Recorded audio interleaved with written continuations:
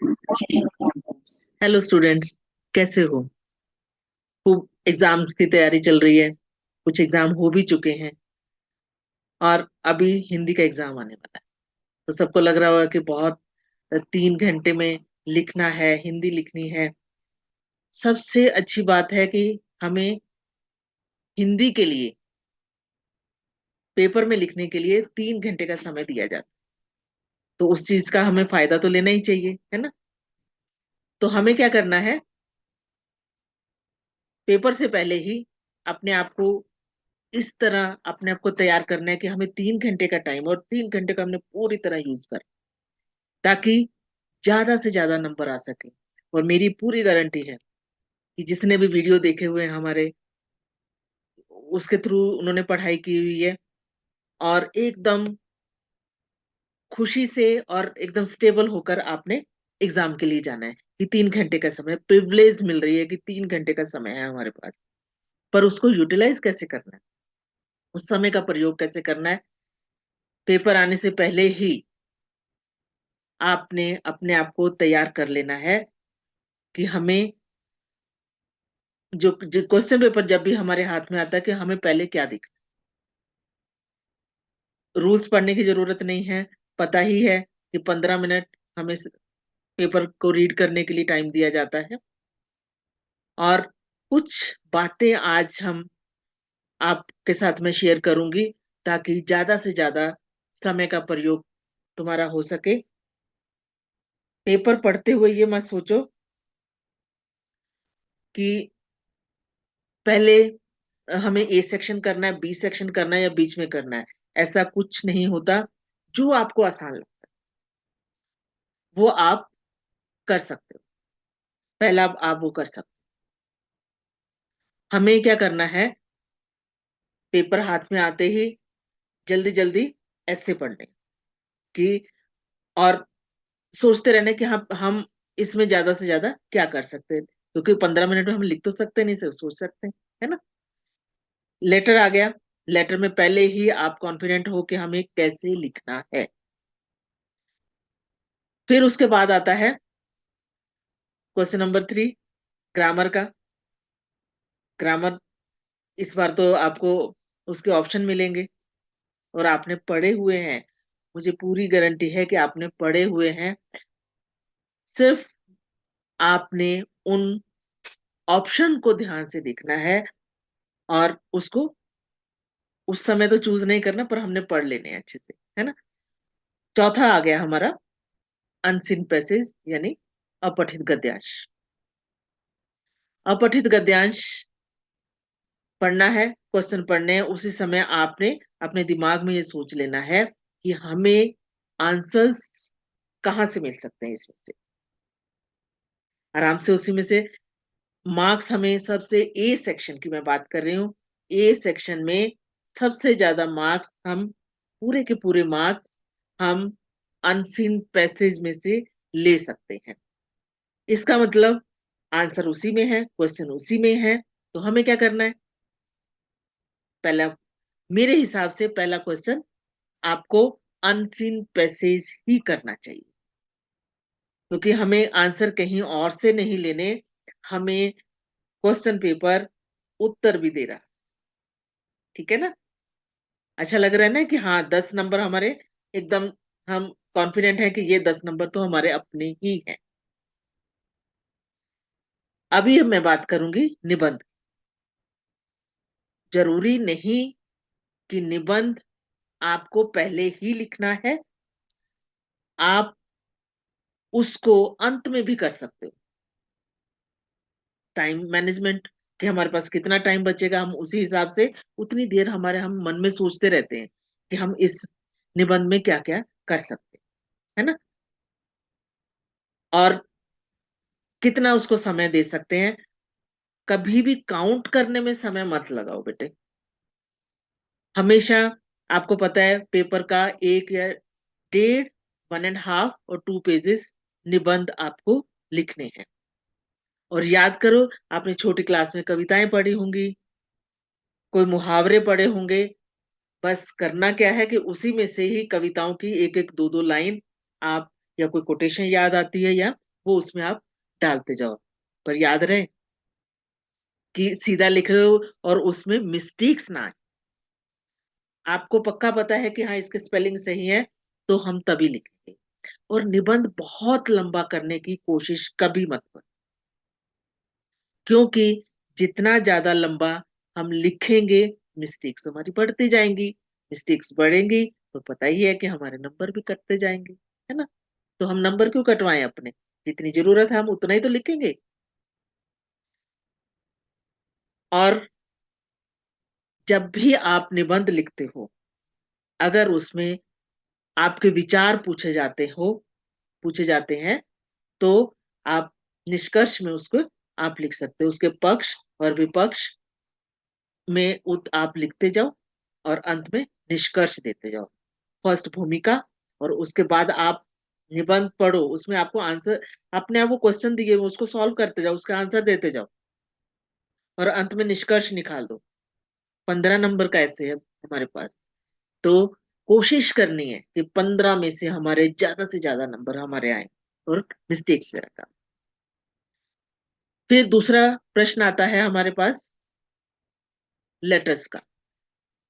Letter के लिए आपको पहले से ही अभी से तैयारी कर लो कि ऊपर के तुम्हारा एड्रेस, जो अपना घर का पता है तुम्हारे, वो हमने वहीं से ले पहले से ही हमारे स्पेलिंग पक्के कर लेना कि ये हमने ये लिखना ही है, दोनों लेटर में लिखना है वो, तो हम क्यों अपनी गलती अपने करें, ठीक खराब करें ना, वहाँ गलतियाँ हम वहाँ से लेके आएँ। वो हम पहले से तैयारी करके रखेंगे। और डेट लिखनी है, अभी कौन-सा महीना है? मार्च ना, तो मार्च की स्पेलिंग याद कर लो। पेपर कौन-सी तारीख को है? उसी तारीख का चाहे आप कर लो। इतना तैयार हो गया, यानी हमारा 1 नंबर तैयार हो गया। और जिसको हमने लेटर लिखना है, वो तो बोर्ड हमें क्वेश्चन पेपर में ही बता रहा है।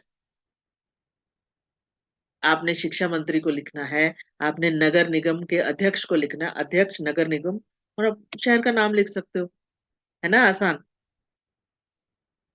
पूरा आपको विश्वास हो रहा है कि हाँ, हमारा पूरे के पूरे नंबर ऊपर से मिल गए।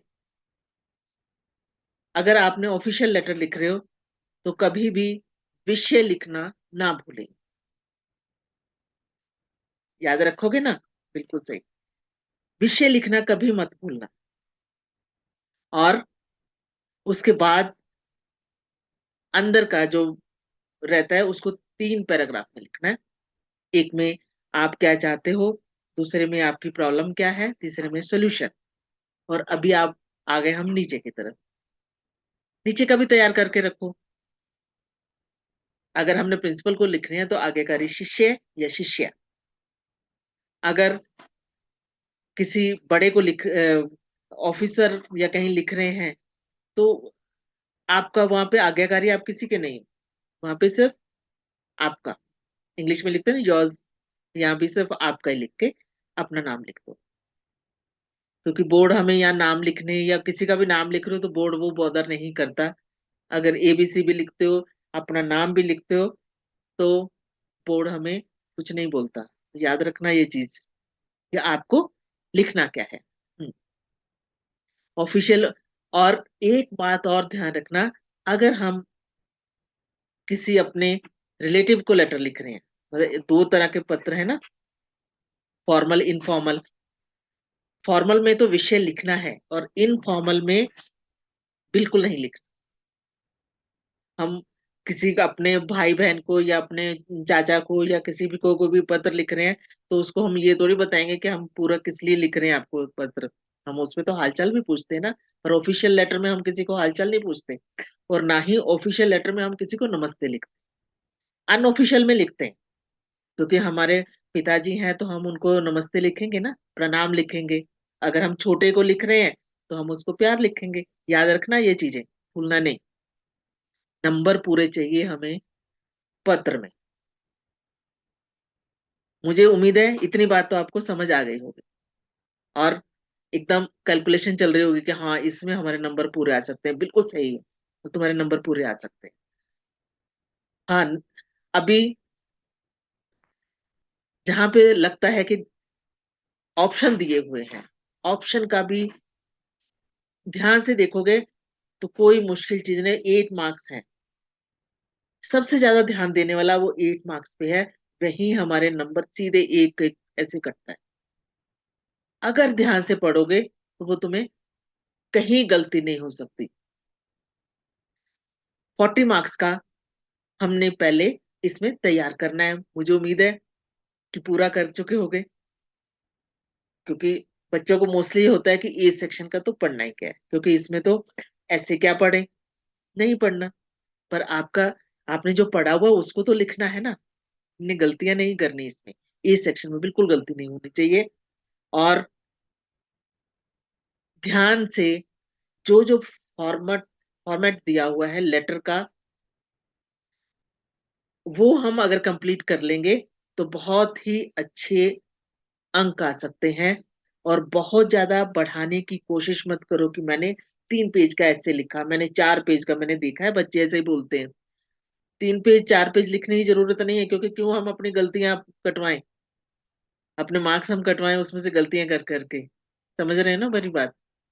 हमें यहाँ पे नंबर गेन करने, अच्छे मार्क्स लेकर आने। और मेरा जो पर्सनल मैं इसमें टिप दिया करती हूँ, वो इसमें ये है कि जो लोकोक्ति या मुहावरे पे रहता है, अगर आपको बहुत अच्छे से उत्तर पता है तभी उसको लिखना। क्योंकि मुहावरे कई बार हम भूल भी तो जाते हैं ना कि इसका क्या ले सकते हैं, लोकोक्ति हम इतना ध्यान ही नहीं देते हैं। अगर आपको लगता है कि ये पूरी तरह सही है इसका उत्तर, तभी उस निबंध को आप लिखना। अगर माना कि ये ऐसे समझ नहीं आ रहे, ऐसा हो नहीं सकता, क्योंकि पूरा साल आपने पढ़े हैं और हम शुरू से लिखते आ रहे हैं, तो हमने क्या करना है, चित्र लेखन ले लेना, पिक्चर कॉम्पोजिशन जो है उसको ले लेना है। उसमें क्या करोगे, सबसे पहले आप पिक्चर को डिस्क्राइब करोगे। पिक्चर में आपको क्या क्या दिखाई दे रहा है, मान लो ग्राउंड का है, मार्केट का है, जंगल का है, किसी का भी हो, तो वो हम उस सीन को डिस्क्राइब करेंगे। और उससे रिलेटेड फिर हम अपनी कहानी या जो भी लेख है हम वहां पे लिख सकते हैं। पर एक बात और याद रखना, निबंध में कभी भी अपनी पाठ्य पुस्तक, जो तुम्हारी किताबें हैं तुम्हारी अपनी 10th में, उसके पात्रों के नाम, मतलब जो करेक्टर हैं उनके, या वो कहानी बिल्कुल नहीं लिखनी। मैंने बहुत सारे बच्चे ऐसे देखे कि वही कहानी लिख के कि हाँ ये कहानी इसकी, वहां लिखे, बिल्कुल भी नहीं। उसके अंक नहीं दिए जाते, याद रखना ये बात। ये टिप्स हैं, क्योंकि हमने पूरी तरह हम तैयार हैं, और सिर्फ ट्रिक्स इसलिए हैं कि हमें मार्क्स गेन करने हैं, हमने अच्छे से मार्क्स इसमें लेके आने। इसके बाद भी अगर आपको कहीं डाउट आ रहा हो, कहीं भी आपको किसी चीज की शंका हो, आप मुझसे पूछ सकते हो। और अभी सिर्फ मैंने ए सेक्शन की बात की है, बी सेक्शन के लिए थोड़ी देर बाद या अगले वीडियो में मैं फिर आपसे मिलती हूँ। ठीक है, चलो, all the best, bye bye.